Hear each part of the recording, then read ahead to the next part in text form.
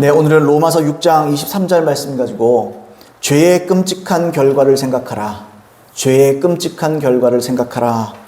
이런 제목을 가지고 하나님 말씀 같이 나누도록 하겠습니다. 예, 오늘은 기독교 고전 중에 하나인 헨리 스쿠걸이라는 사람이 있습니다. 이 사람의 인간의 영혼 안에 있는 하나님의 생명이라는 책이 있습니다.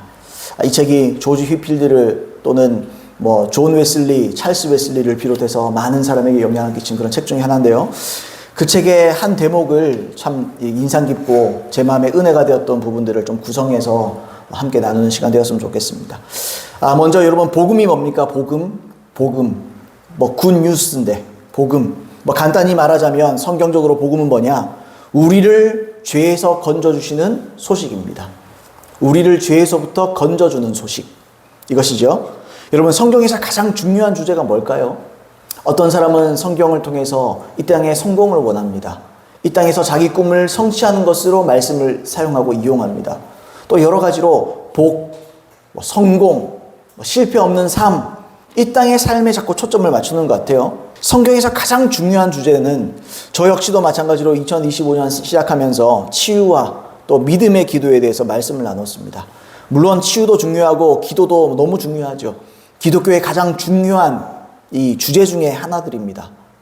그런데 성경의 핵심 주제는 다른 게 아니에요. 영혼 구원입니다. 영혼 구원. 그만큼 중요한 건 없어요. 이 땅에서 실패하고 이 땅에서 좀 가난해도 구원받으면 되는 거예요. 이 사람들이 자꾸 말씀을 이용해서 무슨 크리스천을 위한 시크릿? 이런 것도 있고 자꾸 성공 위주의 어떤 자꾸 말씀들을 찾고 적용해서 이 땅에서 자꾸 간증을 하려고 그러거든요.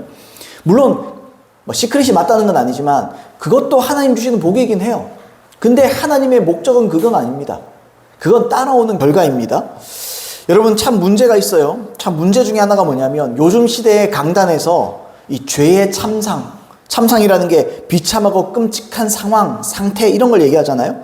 죄의 참상 또는 이 죄의 결과에 대한 설교가 소멸되고 있습니다. 사람들이 유튜브를 봐도 좋은 설교도 참 많은데 그 중에 지옥도 설교하고 이런 부분도 많아요. 근데 사람들이 딱 인식하기로 지옥에 대해서 설교하고 뭔가 죄에 대한 심각성을 설교하면 사람들이 좀 이상한 것 같다. 이상하다. 이단 아닌가? 이런 생각부터 하거든요. 그게 절대로 틀린 생각입니다. 물론 그 모든 간증들이 다 맞다는 건 아니에요. 그 중에 지나친 간증들도 있습니다. 성경에서 더 지나치게 구원의 기준들을 높이는 그런 간증들도 있더라고요. 그걸 다 옳은 것이다 말할 수는 없겠지만 죄에 대한 참상, 죄로 인한 결과 이것에 대해서 굉장히 사람들이 부정적입니다. 수많은 교회에서 가장 인기 없는 주제가 바로 죄입니다. 죄, 또 죄의 결과, 이게 교회에서 가장 다루지 않아요. 사실상 교회가 가장 먼저 다루고 심각하게 다뤄야 될 것이 죄입니다. 근데 요즘 시대 때 교회는 가장 다루지 않는 게 죄예요. 이게 비정상적이라는 거죠. 왜냐하면 목회자들이 자꾸 타협을 합니다. 성도들이 부담스러워 하거든요. 내 말로 인해서 성도들이 시험 들거든요. 목사들은 그걸 따질 게 아니고 하나님의 말씀을 이야기해야 되는데 자꾸 성도들의 눈치를 살핀다는 거죠. 이 때문에 평소에는 위로하고 믿음에 대한 많은 설교들을 하다가 어쩌다 1년에 한두 번 있을까 말까 한 부흥회나 수련회나 집회 때 마음 먹고 겨우 한두 타임 정도 죄에 대해서, 지옥에 대해서 연례 행사죠. 어쩌다 한번 지옥 간증 한번 들어보고 약간 이런 것들, 이런 게 겨우겨우 선포되는 그런 시대예요. 여러분, 이건 잘못 가는 것입니다. 이건 교회가요 타협하는 것입니다. 교회가 성도들의 눈치를 보는 것입니다. 여러분, 성경의 주제는요 사람이 판단할 문제가 아니에요. 하나님의 판단이 하나님의 말씀에 기록되어 있습니다. 죄에 대한, 인간들에 대한 하나님의 판단이 모두 성경에 기록되어 있습니다. 근데 하나님은 이 성경을 통해서 우리에게 뭐라고 말씀하십니까? 죄를 회개하라. 죄는 악한 것이고 죄는 무서운 것이다. 죄의 결과는 끔찍한 것이다 라는 것을 계속 강조하거든요. 근데 교회는 그걸 강조하지 않아요. 천국을 믿는 사람은 미국에서도 조사를 했다 그래요. 제가 정확한 수치는 기억 안 나지만 거의 대부분의 사람들이 천국을 믿는데요. 천국을 믿는데요. 그리고 자기가 죽어서는 천국 갈 거라고 믿는데요. 착한 일을 했기 때문에. 그런데 교회 안에서도 많은 사람들이 또는 일반적인 많은 사람들에게 조사를 했더니 천국은 믿는데 지옥은 안 믿어요. 그게 조사 결과입니다. 왜 그럴까요? 교회가 천국만 설교해서 그래요. 교회가 천국만 설교하고 좋은 것만 설교해서 그래요. 여러분, 성경은 긍정을 말합니까? 물론 긍정을 말합니다. 그러나 성경은 죄에 대한 부정도 말합니다. 사람들이 그걸 너무 모르는 것 같아요. 거기에 대한 심각성을 너무 몰라요. 그러니까 교회가 지옥에 대한 설교를 하지 않고 가르치지 않으니까 사람들의 믿음이 지옥은 믿지 않는 거예요. 그 천국에 가고 싶고 천국은 좋은 곳이고 우리에게 긍정적이고 위로가 되고 힘을 주는 것이니까 그래서 천국은 믿어요. 천국을 선포해요. 근데 지옥은 안 믿어. 지옥은 선포하지 않아요. 여러분, 성경에서 가장 중요하게 여기는 주제는요, 바로 다시 말씀드립니다. 영혼 구원입니다. 영혼 구원. 그래서 예수님은 당신의 가장 중요한 가르침 중에 하나인 산상수훈에서 구원론을 말하시잖아요. 구원론. 산상수훈은요, 구원론입니다. 산상수훈. 마태복음 5장, 6장, 7장에 나와 있는 이 예수님의 가르침의 최고봉, 예수님께서 가르치는 최고의 백미, 그 말씀이 산상수훈에 기록되어 있잖아요. 5장부터 7장까지 기록되어 있잖아요.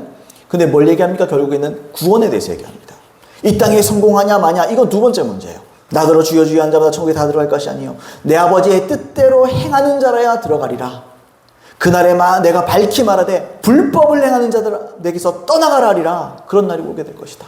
불법을 행하는 사람들이 너무 많다. 내 이름으로 귀신 쫓고 많은 권능을 내게도 불법을 행한다는 거죠. 아니, 법을 왜, 아니 능력도 나타나고 이런데 능력이 나타나는데 왜 하나님의 법을 안 지켰겠어? 안 지킨 거예요, 그 사람들. 은사는 받았고 사역으로서의 주어지는 하나님의 능력은 받았어도 사랑하지 않는 거예요. 사랑을 동기로 살지 않고 사역하지 않는 거예요. 여러분, 또 모릅니까? 마태복음 16장에 나와 있는 대로 제자들이 치러야 할 대가가 있습니다. 근데 이 제자가 치러야 할 대가에 대해서 말하면서도 예수님은 구원을 강조하세요. 구원. 마태복음 16장 24절로 26절 말씀에 이에 예수께서 제자들에게 이르시되 누구든지 나를 따라오려거든 자기를 부인하고 자기 십자가를 지고 나를 따를 것이니라. 누구든지 제 목숨을 구원하고자 하면 잃을 것이요 누구든지 나를 위하여 제 목숨을 잃으면 찾으리라. 사람이 만일 온 천하를 얻고도 제 목숨을 잃으면 무엇이 유익하리요? 사람이 무엇을 주고 제 목숨과 바꾸겠느냐? 주님께서 제자에 대한 대가, 제자가 치러야 될 대가 말하면서 목숨 얘기하시는 거예요. 이건 구원에 관한 얘기라는 거죠. 다시 말하면 제자가 못 되면 천국에 못 들어간다는 얘기죠. 그러니까 제가 자주 말씀드리잖아요. 작년에도 말씀드렸고 여러 번 말씀드리잖아요. 성도는 구원받는데 그 중에 제자는 따로 있는 게 아니에요. 성도가 제자입니다. 제자가 성도고 성도가 그리스도인이고 다 같은 말이에요. 그러니까 좀 더 열심히 봉사하면 제자가 되는 거 아니에요. 제자 훈련, 단순히 제자 훈련이 아니에요. 우리는 예수 믿을 때부터 예수님의 제자인 거예요. 그렇게 치러야 될 대가가 있는 거예요. 자기 십자가를 지고 자기 목숨을 버리고 따라가야 되는 거예요. 자기 십자가가 뭡니까? 자기 고집, 자기 죄, 이걸 다 버리고 따라가야 되는 거예요. 아멘입니까, 여러분? 여러분, 성경에 기록된 대로, 오늘 말씀에 기록된 대로 죄의 삭은 사망입니다. 사망. 그런데 여러분, 사람들이 이 말씀, 죄의 삭은 사망이다, 내가 죄 지으면 결국에 나는 사망하게 된다, 이 말을 듣고 떨지 않는 게 너무 기가 막힌 거예요. 사람이 떨지를 않아요. 죄 지으면 죽을 수 있다는 걸 떨지 않아요. 내가 작은 거짓말을 함으로써 내가 지옥에 갈 수 있다는 것을 떨지 않아요. 무서워하지를 않아요. 저 역시도 마찬가지입니다. 종종 이런 말씀들을 떠올리지 않고 살고 있는 저를 발견합니다. 종종. 또 성경이 말하는 이 사망의 의미를 너무 인간적으로만 생각해요. 사망, 뭐 사람 다 죽는데 뭐. 사망의 의미를 자꾸만 어떻게 축소해서 생각해요. 우리는 사망에 대해서 너무 상식적인 접근만 해요. 그래서 사망을 나이가 들어서 또는 질병 때문에 숨이 끊어지는 것 정도라고 생각합니다. 근데 여러분, 성경이 말하는 사망은 단순히 육신적인 숨 끊어짐이 아니에요. 목숨을 잃는 게 아니에요. 목숨이 사라지는 것을 말하는 게 아니에요. 여러분, 이것은 성경이 말하는 사망은요, 다른 게 아닙니다. 영원한 징벌인 영벌을 말하는 겁니다. 영벌. 마태복음 25장 46절 말씀에 그들은 영벌에 의인들은 영생에 들어가리라 하시니라. 의인이 반대말이 그들이니까 누구겠어요? 악인들이겠죠. 죄인들이겠죠. 죄인들은 영벌에 들어가는 겁니다. 영벌. 영원한 벌. 우리가 지옥을 두려워하는 이유는요, 상상을 초월하는 극심한 고통 때문입니다. 제가 우리 아이들이랑 어쩌다 한 번씩 여유가 있어서 고기를 먹고 고기를 구울 때, 숯불구이를 먹을 때, 자, 맨날 이거 갈비는 마지막에 좀 잘 익어서 끝에 먹잖아요. 그럼 애들한테 맨날 제가 그러거든요. 이게 지옥이다. 이 뼈를 보면서 저는 저를 생각해요. 내가 이 상태가 될 수 있다. 뼈가 움직이고 할 수 있습니까? 뜨거운 물 좀 피할 수 있으면 절대 못 피하죠. 굽으면 굽히는 거예요, 그냥. 지옥이 그런 곳이잖아요. 상상을 초월하는 심각한 극심한 고통, 처참한 고통.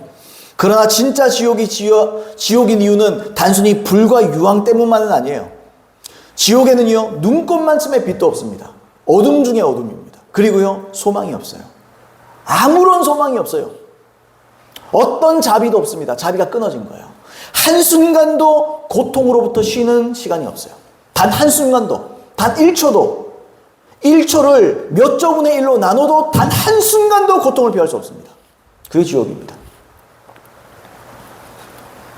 그리고요, 물을 찍어 내 혀에 갖다 대달라고 그러잖아요.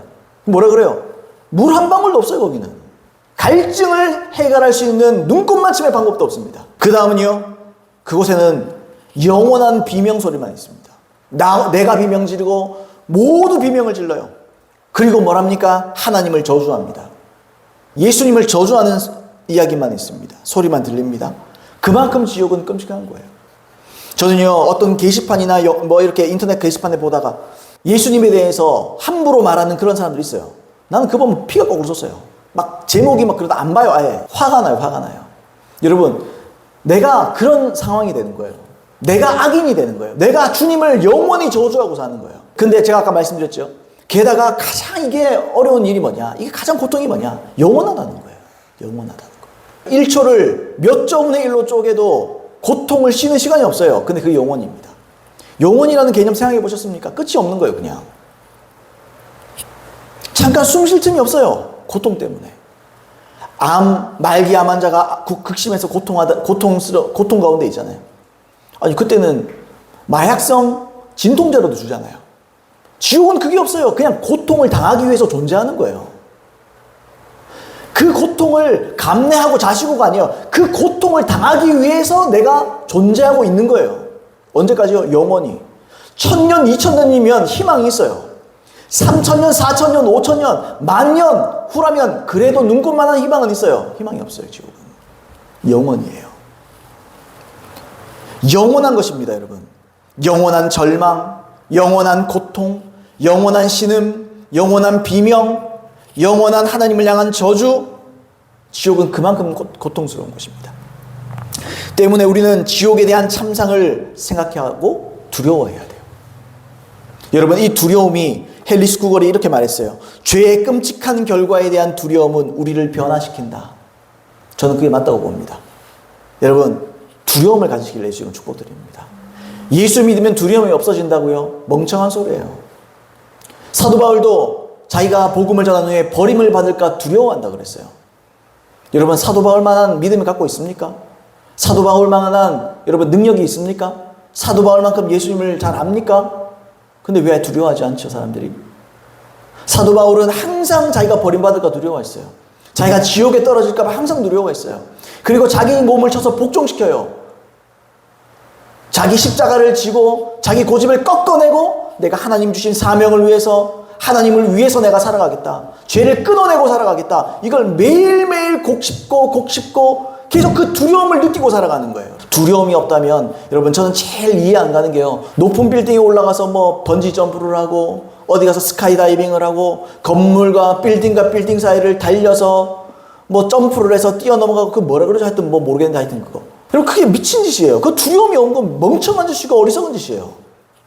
여러분, 몇 년 전만 해도 옥상 꼭대기에 올라가서 사진 찍다가 떨어져서 죽은 사람이 많았습니다. SNS에 그게 자랑스럽게 그걸 올린다고 그거 찍어놓고 죽는 거예요, 그냥. 그게 뭐 하는 짓입니까, 그게? 여러분, 진짜 간이 배 밖에 나온 거예요. 근데 여러분, 그리스도인들도 인간들 중에서, 사람들 중에, 보통 일반 사람 중에도요, 높은 데는 무서워할 줄 알아도 하나님의 지옥, 하나님의 진노를 무서워하지 않는 사람이 너무 많아요. 빌딩에서 떨어지는 건 무서운 게 아니에요, 여러분. 하루하루 죄를 짓는 것 자체가 엄청나게 무서운 일인 거예요. 여러분, 그러므로 여러분 속에 두려움이 생기길 예수님 축복드립니다. 두려움은요, 은혜입니다. 두려움은 하나의 일종의 장치입니다. 우리가 높은 빌딩에 올라가든지 어떤 숨 쉴 수 없는 좁은 공간에 들어가면 우리 스스로가 두려움을 느껴요. 왜요? 내 몸이 작동하는 거예요. 두려움이 작동하는 거예요. 여기 오래 있으면 죽는다. 여기서 내가 고통을 느끼고 빨리 여기서 벗어나야 된다. 내가 죽을 수 있다라는 경계심을 내 속에서 신호를 주는 거예요. 그것처럼 하나님 역시 여러분 속에서 그 일을 하실 수 있습니다.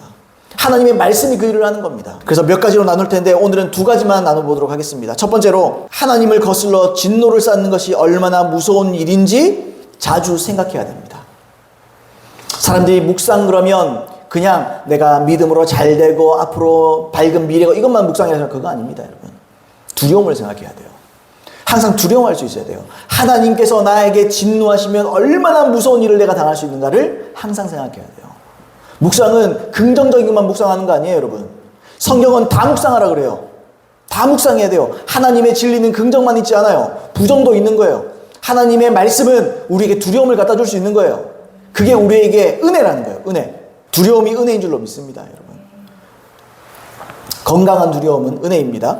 여러분, 사람은 모두 죄인으로 태어납니다. 그리고 각자가 스스로 자기가 옳다고 여기는 길로 살아가게 돼 있어요. 이사야서 53장 6절 말씀에 우리는 다 양 같아서 그릇 행하여 각기 제 갈 길로 갔거늘 이렇게 말합니다. 근데 우리가 예수님을 믿으면 어떻게 되지요? 우리가 복음을 믿어서 예수 그리스도를 자기의 왕이요 구세주로 모시고 어떻게 살아갑니까? 자기 길을 버리는 거예요. 하나님의 길로 감으로써 하나님을 의존하는 삶을 살아갑니다. 이게 예수님 믿고 사는 거예요. 하나님을 의존하지 않고 산다. 그건 사는 게 아니에요. 그건 아직도 자기 길을 가는 거예요. 자기 길을 버리지 않으면 하나님을 못 따라 삽니다. 여러분, 우리가 자녀를 키우면 나이가 들면 들수록 스스로 독립적으로 만들어 가야죠. 스스로 자립할 수 있게 만들어줘야죠. 그런데 그리스도인들은 시간이 지나면 지날수록 점점 더 하나님을 의존하게 됩니다. 그게 겸손이에요. 왜입니까? 하나님을 통하지 않고서는 단 하나의 선도 내가 행할 수 없어요. 단 하나의 죄도 내가 이길 수가 없어요. 그래서 복음이 복음인 거예요. 복음을 믿으면 죄를 이기고 복음을 믿지 못하면 죄에 지는 거예요. 그래서 우리가 하나님을 신뢰하고 믿고 의지하는 삶을 살지 않으면 하나님의 은혜는 점점점 멀어져 가는 겁니다. 내가 예수 믿더라도 내가 주님을 의지하지 않으면 하나님의 은혜가 나에게서 떠나가는 거예요. 그리고 우리는 점점 이전으로 돌아가게 되고요. 예수님을 믿기 이전의 삶으로 돌아가게 됩니다. 이걸 성경이 타락이라고 부릅니다. 타락. 물론 타락했더라도 내가 회개하고 돌이킬 수 있는 거예요. 따라서 우리가 하나님을 의존하지 않으면 않을수록 점점 더 악으로 쫓아가는 겁니다. 주님을 의존하고 계십니까? 내 삶은 괜찮습니다. 내가 판단할 문제가 아니에요. 겉으로 보기에는 내가 지금 하나님의 뜻대로 잘 사는 걸 수 있어요. 그러나 그 안에 하나님을 의존하는 마음으로 그 일을 행하고 있지 않다. 그건 내가 스스로 행하는 거예요. 그건 내 의예요. 그 일은 하나님께 하나도 상달되지 않고 하나님은 그것을 거짓이라 말하십니다. 하나님을 의존해서 나오는 결과로서의 여러분들의 의로운 삶이 아니면 다 지옥 갑니다. 우리가 하나님을 의존하지 않으면 않을수록 우리는 악하게 돌아가는 거예요. 결국 하나님의 의를, 하나님을 거스르게 되는 겁니다. 로마서 2장 4절로 8절 말씀에 이런 말씀이 있습니다. 혹 네가 하나님의 인자하심이 너를 인도하여 회개하게 하심을 알지 못하여 그의 인자하심과 용납하심과 길이 참으심이 풍성함을 멸시하느냐? 다만 내 고집과 회개하지 아니한 마음을 따라 진노의 날 곧 하나님의 의로우신 심판이 나타나는 그날에 임할 진노를 내게 쌓는도다. 하나님께서 각 사람에게 그 행한 대로 보응하시되 참고 선을 행하여 영광과 존귀와 썩지 아니함을 구하는 자에게는 영생으로 하시고 오직 당을 지어 진리를 따르지 아니하고 불의를 따르는 자에게는 진노와 분노로 하시리라. 그렇게 말했습니다. 지금 로마서지요. 로마서가 누가 믿음의 성경이라 그럽니까? 로마서는요, 회개부터 시작하고 믿음을 말하는 성경입니다. 로마서 2장은요, 전체가 회개장이에요. 한 장 전체를 회개를 위해서 썼어요. 그 다음에 믿음이네요. 이신칭의는 회개 없이는 이신칭의가 성립하지 않습니다. 사람들이 자꾸 착각해요. 로마서를 읽으면서 그냥 5장, 6장, 7장, 4장, 5장, 6장, 7장, 8장 이거 얘기하면서 그냥 믿음으로 다 된다. 아닙니다. 2장부터가 예초에 회개를부터 시작하는 거예요. 근데 여기서 뭐라 그랬습니까, 여러분? 하나님이 수많은 기회를 주신다 그래요. 어떻게 표현했죠? 하나님의 인자하심이 너를 인도하여 회개하게 하신다. 그러면서 뭐라 그래요? 그의 인자하심과 용납하심과 길이 참으심이 풍성함을 네가 멸시하느냐? 이게 무슨 말이죠? 하나님께서 매일매일 너에게 인자를 베푸시고 너에게 용납하시고 너에게 길이 참으시는데 언제까지 회개하지 아니하고 네 멋대로 살 것이냐? 이 말하는 거예요, 지금 주님. 오늘 하루하루가 기회라는 거예요. 매일매일 내가 하나님이 너에게 얼마나 인자하게 너를 위해서 기회를 주고 있는지 알고 있느냐? 근데 네가 그걸 멸시한다고? 그럼 5절을 가자. 5절 한번 볼까요? 5절에 이렇게 있어요. 다만 네 고집과, 이 고집이 뭐죠? 하나님의 말씀에 반응하지 않는 고집. 온유하지 않고 완고한 마음, 완악한 마음, 하나님의 말씀으로 듣지 않는 네 고집과 회개하지 아니하는 마음을 따라 진노의 날, 하나님이 심판하는 날을 말하는 거예요. 하나님의 의로우신 심판이 나타나는 그날에 임할 진노를 너에게 쌓고 있다. 네가 하루하루 하나님 주신 기회를 무시한다면, 네가 고집 부리고 회개하지 않는다면 하나님은 다 기억해. 하나님이 쌓아놓고 있어. 여러분, 하나님이 굉장히 계산에 능하신 분이십니다. 하나님은 오늘 하루에 여러분들의 삶을 다 기억하십니다. 그리고 오늘 하루의 삶에서 내가 회개하지 아니하고 하나님의 뜻대로 살지 않는 거 전부 다 기억하십니다. 다 쌓아놓는 거예요. 하나하나 다 쌓아둔다 이 말하는 거예요. 여러분, 그래서 뭐라고 그랬습니까? 5절로 6절에 보시면 우리가 주목해야 된 단어가 있어요. 그게 뭡니까? 그 진노의 날에서 진노. 그리고요, 보응. 7절 마지막 말씀에 불의를 따르는 자에게는 진노와 분노로 하시리라. 뭐가 나요? 진노, 보응, 분노. 이게 무슨 말이죠? 보응이 뭡니까? 보복해 준다는 말이에요. 하나님은요, 여러분들이 오늘 하루 회개하지 않고 내 멋대로 살아간다. 하나님 그거 다 쌓아뒀다가 나중에 진노의 날에, 심판하는 날에 전부 다 퍼부어 버리십니다. 하나님 절대로 그만 안 넘어갑니다. 사람이 알고 지었던 죄, 모르는 죄, 내가 사람들 아무에게도 말할 수 없는 나 혼자 숨겨놓고 있는 죄, 하나님 하나도 빠뜨리지 않습니다. 다 기억하십니다. 그리고 때가 되면 내가 그때까지 회개하지 않는다면 하나님은 그 죄 그대로 우리에게 퍼부어 주십니다. 아멘 하기 싫죠? 근데 아멘 하셔야 돼요. 이게 하나님의 말씀이에요. 무조건 잘 된다, 좋다, 뭐 믿어라, 잘 될 것이다. 그것도 아멘이에요. 제가 지지난주까지 그런 설교 했잖아요. 그것도 맞아요. 근데 그게 다 진리가 전부가 아니에요. 하나님은 우리의 죄를 반드시 보복하십니다. 복수하십니다. 왜 복수라는 말을 썼을까요? 하나님 자신이 피해자예요. 하나님이 배신을 당하는 거예요. 배신을 당하는 거. 배신을 당했기 때문에 보복해 주시는 거예요. 하나님은 당신의 인자하심에 반응하지 않는 사람에게 후에 진노를 쏟으시고 복수하는 분이십니다. 그런 말 있잖아요. 여자가 하늘 품으면 온유월에도 서리가 내린다. 여러분, 진짜 복수심에 눈 돌아간 사람 보셨습니까? 저는 뭐 직접 보지는 못했지만 우리 영화나 드라마에 그런 사람들 보잖아요. 눈이 뒤집혔잖아요. 사람이 아니에요. 도대체 악귀가 돼요. 복수심에 미쳐버리면. 사람이 복수심, 시기하고 질투하기 시작하면요, 돌아버립니다. 오죽 하나님 어떻겠습니까?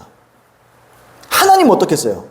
하나님께서 복수의 날에 어떻게 하시겠습니까? 복수의 날을 뭐라고 했습니까? 진노의 날이라고 부릅니다. 우리가 심판받는 날은 악인들에게는 앞에서는 하나님은 그게 진노의 날입니다. 회개하고 주님께 돌아온 사람들에게는 그것이 우리에게 신원의 날이에요. 우리의 억울함을 풀어주시는 날이에요. 근데 악인들에게는요, 죄인들에게는요, 회개하지 않는 자들에게는요, 진노의 날이에요. 마음 먹고 이제 마음 편하게 다 쏟아버리겠다는 거예요. 이제 하나님이 기회를 줄 만큼 줬다. 오래 참을 만큼 참았다. 풍성하게 내가 여기 풍성이란 말이야, 할 만큼 했다는 거예요. 간단히 말하면 하나님의 그 인자하신 사랑 안에서 하나님 우리에게 기회를 줄 만큼 줘요. 그런데도 회개 안 한다? 작살나는 겁니다. 그때부터는 진노를 이제 마음 먹고 쏟아버리는 거예요. 이제 주님은 공의롭잖아요. 합당하다는 거예요. 이제 기회 줄 만큼 줬고 더 이상은 희망이 없다. 너는 이제 지옥행이다. 우리가 죄를 지으면서도 하루하루 살다가 지혜를 지으면서도 오늘 하루 뭐 죄는 지었지만 큰 일은 없었네, 아이고 잘 지나갔다, 그렇게 생각하면 안 돼요. 죄를 짓고 살면서도 오늘 하루 별탈 없었다면 그만큼 하나님이 기회를 주신 건지 알아야 돼요. 사람들이 죄를 지어도 뭐 별일 없네, 괜찮은가 보다, 그게 어리석은 거예요. 그게 멍청한 거예요. 그만큼 하나님이 기회를 주신 걸 모르는 거예요. 사람이 눈 돌아가 버리면 모르는 거예요. 죄에 취하면 모르는 거예요. 이 땅의 유혹과 이것에 취해버리면 분별력이 없어지는 거예요. 이 기회에 반응하지 않는다면 그만큼 오늘 하루 하나님의 진노를 쌓은 겁니다. 그러니까 매일매일 하나님의 진노를 쌓는 어리석고 무모한 사람으로서 살아가는 겁니다. 저주받는 거죠. 내가 살아봤자 하나님의 진노만 쌓고 살아간다? 그 저주받는 인생입니다. 나중에 그거 어떻게 감당하려고 그럽니까? 7살 때부터 복음 전환자로 쓰임받은 사람이 있어요. 7살 때부터. 대단하죠. 7살이면 초등학교도 들어가기 전인데 7살 때부터 복음 전환자로 쓰임받고 평생 사역 중에 죽은 사람을 22명이나 살린 리처드 시그문드라는 사람이 있습니다. 이 사람이 1974년도에 교통사고로 죽습니다. 그리고 8시간 동안 사망했다는 진단을 받아요. 그리고 이 8시간 동안 이 사람이 사후 체험을 합니다. 그리고 천국과 지옥을 보고 와요. 이 책에 보시면 제가 너무 천국에 대해서 너무너무 아름답게 표현을 했더라고요. 막 읽으면서도 막 눈물이 막 찔끔찔끔 나고, 정말 천국 가고 싶다. 내가 이제 갈 수만 있으면 정말 천국은 가야 되겠다. 막 이런 소망이 막 생기더라고요. 너무너무 눈물나게 감동적이더라고요. 나중에 기회 되시면 이번 책을 한번 읽어보시면 좋겠습니다. 그런데 하나님이 지옥의 끔찍한 이 참상에 대해서도 분명하게 보여주세요. 그 부분을 제가 한번 읽어보겠습니다. 나는 지옥에 있는 사람들을 보았다. 그들은 썩은 살이 늘어진 채로 걸어다니고 해골과 다름이 없었다. 지옥에는 구더기들이 있었고 냄새는 도저히 맡을 수 없는 것이었다. 사람들이 파괴당하고 있었다. 뱀들이 사람들의 사지를 먹고서 소화시켰다. 그러고 나면 사람들의 사지가 회복되었고 이런 일은 계속 반복되었다. 나는 귀신들에 의해서 사람들의 몸이 동강나는 것을 보았다. 그들의 몸 조각들을 둥근 돌들과 바위들에 걸려 있었다. 그들의 이 몸 조각들이 막 그렇게 널려 있는 거예요. 돌들과 바위들에 막 널려 있는 거예요. 그리고 귀신들은 몸 조각들을 먹고서 배설했다. 그 후에 몸은 같은 과정을 반복하기 위해서 다시 완전해졌다. 귀신들이 한 소녀의 입에 불붙은 숫돌들을 강제로 넣으면서 조롱했다. 너는 진정 대단한 사람이 되려고 생각했었지? 불타는 작은 새장 안에는 사람들이 있었다. 사람들은 불타는 작은 새장 안에 끌려 들어갔다. 새장들은 불못에 잠겼다. 이 새장에 넣은 채로 이제 불못에 집어넣는 겁니다. 하지만 그들의 몸은 소멸되지 않았다. 사람들의 몸은 절대로 없어지지 않았다. 그들은 반해골이었다. 귀신들은 사람들에게 액체 같은 유동적인 불을 마구 퍼부었다. 지옥에는 숯이 불타는 구덩이들로 보이는 곳들이 있었다. 사람들은 영원한 고통과 고난을 받고 있었다. 한 남자는 썩고 있는 팔을 가지고 있었다. 팔이 썩는 데는 100년이 흘렀다. 그 후에 그의 팔은 다시 썩기 위해서 회복되었다. 거기에는 전쟁 시에 머리의 일부가 절단된 남자가 있었다. 그는 자기 머리의 나머지 부분을 계속 찾아야 했다. 지옥의 고통은 당신이 상상할 수 있는 고통의 100만 배를 더한 것과 같다. 지옥에서 가해지는 형벌들은 정도가 다르다. 가장 큰 형벌을 받는 사람들은 자신들이 해야 할 일을 하지 않는 사람들이었다. 책임을 다하지 않는 사람. 이런 사람들. 지옥에는 구멍이 있었다. 그 구멍의 바닥에는 귀신들이 감금되어 있었다. 그들이 예수님을 보았을 때 비명을 지르면서 저희가 당신께 가겠나이다 라고 말했다. 그러나 예수님께서는 그들에게 아니다. 너희는 나에게로 올 수 없노라 라고 말씀하셨다. 나는 예수님께 간구했다. 더는 보고 싶지 않습니다. 지옥에는 비어있는 구덩이들이 있었다. 지금은 비어 있었지만 예수님을 믿지 않는 모든 사람들이 들어가게 될 것이다. 지옥은 어둡다. 지옥에는 어디에나 귀신들과 뱀들이 있다. 귀신들은 자신들에게 가해지는 고통보다 많은 고통을 사람에게 가한다. 이사야서 66장 24절 그들이 나가서 내게 패역한 자들의 시체를 볼 것이라. 그 벌레가 죽지 아니하며 그 불이 꺼지지 아니하여 모든 혈육에서 가증함이 되리라. 후에 나는 마귀와 귀신들이 들어갈 장소를 보았다. 마귀의 머리 위에는 불쾌하게 이글거리는 불이 1000년 동안 타오르게 될 것이다. 불못에는 더 처참하게 되어가고 있는 구렁텅이들이 있다. 아들아, 너는 하나님께서 원하시는 것들을 이루었노라.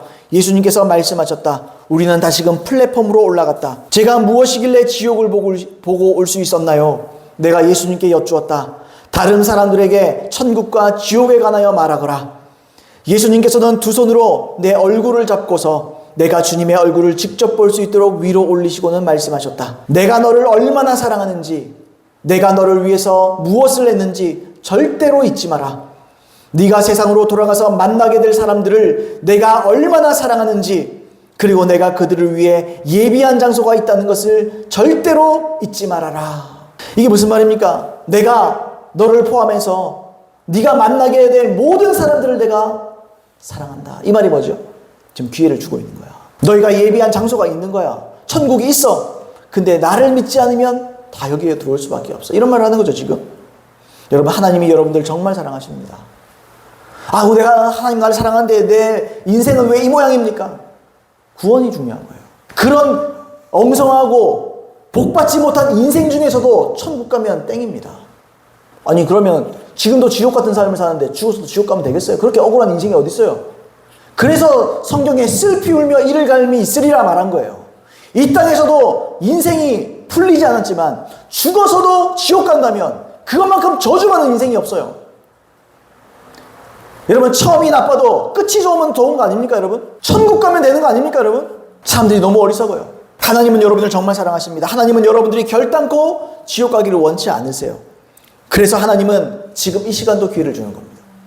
오늘이라는 기회를 주는 겁니다. 매일매일은 감사할 수 있는 거예요. 왜요? 은혜 받을 기회를 얻은 거예요. 내가 잠자고 눈 떴는데 내가 아직 목숨이 붙어있다. 감사한 것입니다. 왜요? 오늘이라는 시간을 얻은 거예요. 오늘 회개할 기회를 얻는 겁니다.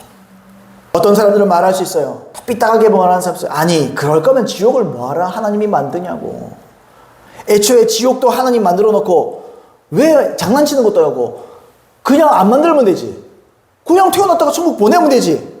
우리 뭐 장난감인가? 우리가 놀이개인가? 이런 삐딱하게 보는 사람들이 있죠. 근데 여러분 지옥은요 인간을 보내기 위해서 만든 곳이 아닙니다. 원래 마태복음 25장 41절 말씀에 또 왼편에 있는 자들에게 이르되 저주를 받은 자들아 나를 떠나 마귀와 그 사자들을 위하여 예비된 영원한 불에 들어가라. 누굴 위해 예비됐어요? 마귀와 그 사자들, 마귀와 그 졸개인 귀신들, 이들을 위해서 마련된 거예요. 원래는 지옥은. 하지만 인간이 회개하고 복음을 믿지 않으면, 여러분 요한복음에 뭐라고 했어요? 예수를 믿지 않는 자들을 뭐라고 했죠? 진정으로 믿지 않는 자들을 뭐라고 했죠? 너희 아비는 마귀다. 그랬죠. 너희 아비는 마귀다. 너희는 너희 아비 마귀에게서 났으니 이런 말 하잖아요. 무슨 말인가? 마귀에게 속한 사람은 그 아비인 마귀를 따라 마귀 따라가는 거예요. 하나님의 자녀가 된 사람은 하나님 따라 천국 가는 거고, 마귀의 자녀는 마귀 따라 지옥 가는 거예요. 자기가 어디에 소속되어 있냐에 따라서 자기의 운명이 결정되는 겁니다. 너는 누구 소속이냐 이거예요. 교회 소속도 아니고 넌 누구 자녀냐 이거예요. 너는 하나님의 자녀냐 마귀의 자녀냐 이거예요. 회개하고 돌이켜 예수님을 이름과 구주로 모시는 자는 하나님의 자녀가 되는 것이고, 예수님을 믿지 않고 그분을 거절하고 회개하기를 고집스럽게 회개하지 않는 사람은 결국 마귀의 자녀로 살다가 마귀의 자녀로 죽어서 마귀가 심판받는 그 지옥으로 떨어지는 것입니다. 그게 누구 탓을 하겠어요? 누구 탓을 하겠어요? 여러분 특히나 대한민국에 복음 안 들어본 사람 있습니까? 예수님이라는 존재를 모르는 사람이 있습니까 여러분? 성탄절은 다 즐기는데 한 번도 예수님 안 들어본 사람 있나요? 여러분 성탄절을 두려워해야 돼요. 죄 짓고 뭐 이럴 때가 아니에요. 매해 기회를 주는 거예요. 하나님의 아들로 나오라. 하나님의 아들이 너희의 죄를 위해서 태어나셨다. 근데 사람이 뭐가 즐거워요 그게? 그냥 놀자판 아니에요? 술 먹고 남녀가 몸을 섞고 악한 일을 행하면서 진노를 쌓고 있는 거예요. 진노를 쌓고 있는 거예요. 여러분 그러므로 오늘 여러분께 부어주시는 하나님의 은혜를 놓치지 말기 바랍니다. 매일매일이 기회이고 은혜입니다. 여러분 아까 말씀드렸어요. 오늘이라는 기회를 놓치면 그만큼 하나님의 진노를 하루만큼 또 쌓는 거예요. 매일 하나님의 진노를 쌓는 것만큼 저주받은 인생이 없습니다. 1년이 365일이고 죄의 깊이는 다 다르겠지만 1년이면 365번 죄를 쌓는 거예요. 사람의 인생이 70이요 강건하면 80인데 도대체 법하기를 잘 못해서 모르겠지만 얼마나 많은 죄를 쌓고 사는 겁니까? 그러면요 그만큼 지옥에서 뒹굴어야 되는 거예요. 언제까지? 영원까지. 영원까지라는 개념이 없죠. 그건 시간의 개념이 아니에요. 그냥 그렇게 존재하는 거예요. 두 번째로 인생의 덧없음과 불확실성을 자주 생각해야 됩니다. 여러분 사람의 인생이 길지 않습니다. 10대 20대까지만 해도 앞으로 시간이 많을 것 같아요. 30대를 좀 넘어가고 40대만 돼도 뭐 절로 나와요. 와 참 인생이 짧다. 참 눈 깜짝할 새다. 그런 생각을 합니다. 이런 생각을 하게 됩니다. 젊은 시절에 운동 능력은요 30대 중반 되면 점점 퇴화되기 시작합니다. 내가 노력한다고 그게 퇴화되지 않는 게 아니에요. 퇴화돼요. 저는 그걸 막 절실히 깨닫습니다. 제가 나름대로 운동신경이 좀 있는 편이었거든요. 나름대로는. 근데요 지금은 뭐 조금만 해도 허리가 아파요. 조금만 해도 근력이 안 받쳐져요. 힘있게 뛰던 게 한 두세 걸음 내 마음은 저기 앞인데요. 두세 걸음 빨리 뛰면 자빠져요. 근력이 못 받쳐줘요. 안 맞춰주더라고요. 점점 퇴화가 됩니다. 뭐 사람에 따라 하면 저는 여기에 속하지만 머릿속도 사라지고 순간적인 판단력도 없어지고 지구력, 반응 속도, 근지구력, 근력 등등 젊은 시절의 능력은요 금방 사라집니다. 물거품이더라고요. 그 없는 거라고 보면 돼요. 내가 옛날에는 왕년에는 이랬는데, 왕년이 중요한 게 아니라 지금이 원래 내가 그런 존재예요. 그때 특별하게 그런 걸 내가 가진 거지. 그 물거품이 없어질 거예요, 이건. 그래서 젊은 시절에 쉽게 했던 간단한 동작도요, 막 온 힘을 용을 써야 돼요. 용을 써야 돼요. 그만큼 사람의 인생은 덧없는 시간입니다. 영원이라는 시간에 비해서 사람의 70에서 80의 인생은요, 하나의 점도 안 되는 시간이에요. 찰나의 시간입니다. 찰나. 순간이에요. 영원을 생각할 때 아까 제가 1초를 몇 조분의 1로 쪼갠다 그랬는데 그 틈에도 안 들어가는 시간이에요. 왜요? 영원이기 때문에. 근데 여러분 보세요. 우리의 인생이 이 찰나의 시간을 어떻게 보내느냐에 따라서 영원히 결정된다니까요. 지옥도 영원하고 천국도 영원하고 이렇게 한번 생각해 봅시다. 만약에 우리에게 어떤 높은 확률로 고수익을 예상하는 투자의 기회가 생겼어요. 근데 투자금이 내가 예상했던 내가 아주 고수익을 예상하는 것보다 너무너무 상대적으로 작은 금액이에요. 그럼 사람이 상식적으로 투자하고 싶습니까? 안 하고 싶습니까? 투자하고 싶지. 왜 안 하고 싶어요? 투자하고 싶어요.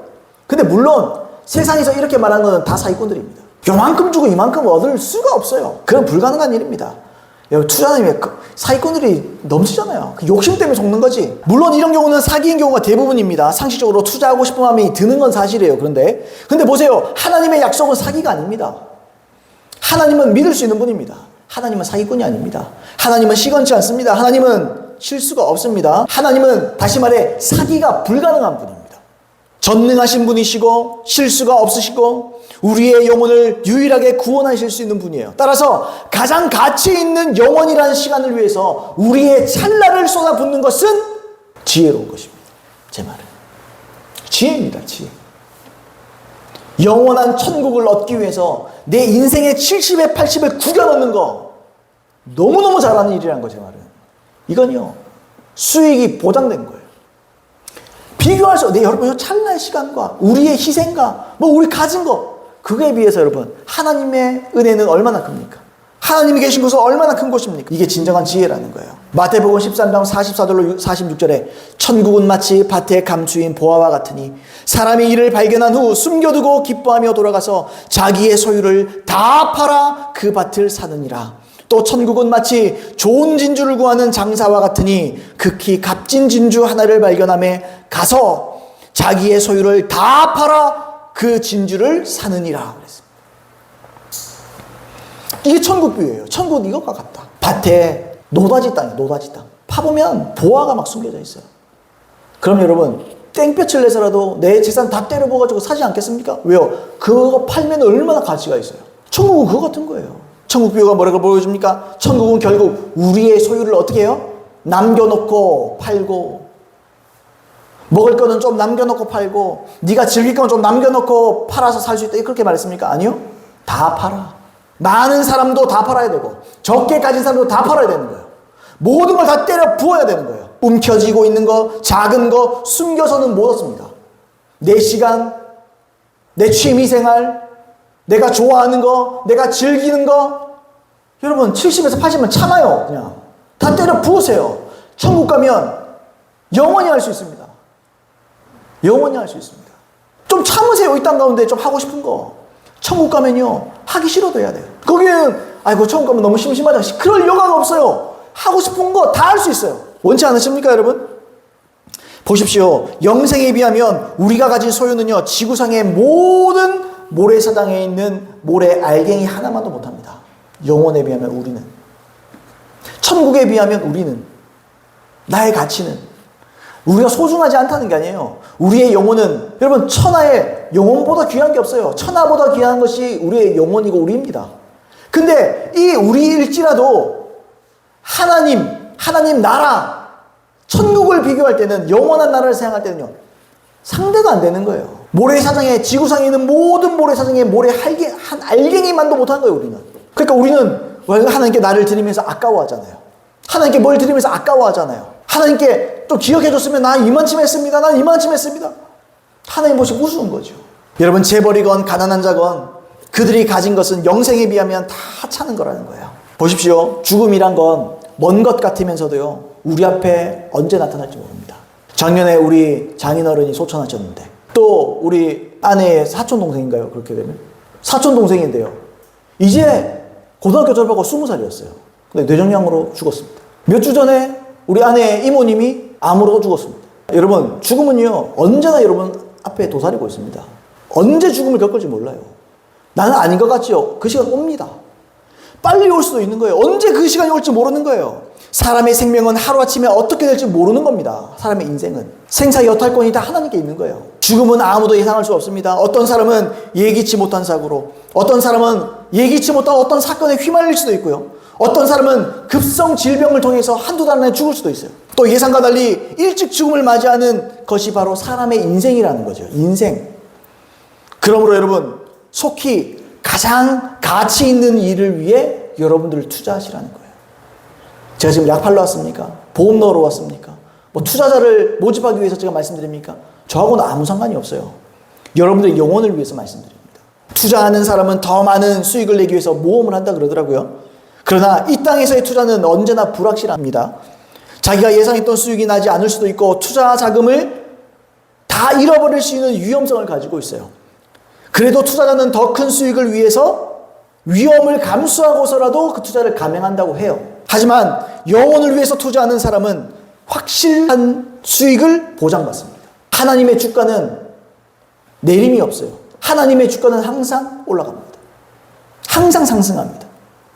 하나님의 말씀은 진리이기 때문에 그렇습니다. 그래서 영혼을 위해서 투자하는 사람은 절대적이고 영원한 것을 얻기 위해서 자기를 투자하는 일에 확신하고 있는 것입니다.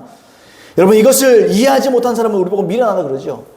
멍청하다 그러죠. 나이가 40, 50대 가지고 돈 몇 푼 가지고 있지도 않으면서 뭐 설교한다고 뭐 이런 그죠, 뭐 개척한다고 뭐 예를 드는 거 뭐 저밖에 예를 들 게 없으니까. 어떤 사람은 예수 믿는다고 주일날 일하면 돈 더 벌 수도 있는데 왜 일을 안 하냐고 뭐 그럴 수도 있고. 멍청하다 그럴 거예요. 멍청하다고. 그러면요, 우리 속에 여러분 영혼을 확신한 사람은 딱 이 마음을 갖고 있습니다. 두고 봐라. 두고 봐라. 너희가 후회하게 될 거다. 그렇다고 후회하게 될까 이 복음 전하지 말라는 게 아니고 너희가 언젠가 네가 죽게 되면 후회하게 될 거다. 이렇게 굳게 확신하면서 나가야 됩니다. 그런 저와 여러분들에게 예수님을 축복드립니다. 오늘 말씀 마무리하겠습니다. 여러분, 매일매일 저주받는 사람입니까? 은혜 받는 사람입니까? 매일매일 진노를 쌓고 있는 저주받은 사람입니까? 아니면 하나님 주신 은혜를 회개함을 통해서 붙잡아서 여러분 하나님의 은혜를 자기 것으로 삼고 이 땅을 승리하고 살아가십니까? 여러분, 스스로를 돌아보시길 예수님을 축복드립니다. 여러분, 죽음이 항상 여러분 눈앞에 있다고 생각하셔야 돼요. 언제 죽을지 몰라요. 언제 나에게 무슨 일이 생길지 몰라요. 이건 어려인 우리 아이들도 들어야 됩니다. 사람 몰라요. 우리 자식에게 할 말은 아니에요. 근데 영혼을 통해서는 해야 될 말이에요. 영혼을 위해서는. 여러분, 진짜 참되게 신앙생활 하시기 바랍니다. 이 땅에서 성공해도 뭐 성공하면 좋죠. 근데 구원의 길을 가면서 성공해야 그게 의미가 있는 거예요. 하나님의 길로 가면서 성공해야 그게 진짜 복을 받고 성공하는 거예요. 하나님을 포기하면서 가장 가치 있는 것을 포기하면서 이 땅의 가치를 위해서 내가 살아간다? 그 무식하고 어리석고 멍청한 일이에요. 여러분, 지혜로운 사람 되기를 예수님은 축복드립니다. 세상의 가치보다 하나님 나라의 가치가 더 있다는 것을 아는 것이 지혜인 줄로 믿습니다. 그런 지혜로운 저와 여러분 되기를 예수님의 이름으로 축복드립니다. 우리 시간에 결단하면서 기도하겠습니다. 오늘 들은 말씀 기억하시면서 오늘 하나님 아버지 이 시간에 결단하게 하여 주시옵소서. 이 시간에 하나님 말씀 그대로 나는 오늘 하루를 하나님 주시는 은혜와 인자하심으로 내 은혜를 붙잡고 사는 것인지 아니면 하나님 앞에 진노의 날 그 진노를 쌓고 살아가는 인생이고 저주받는 인생인지를 생각하면서 우리 시간에 함께 기도하도록 하겠습니다.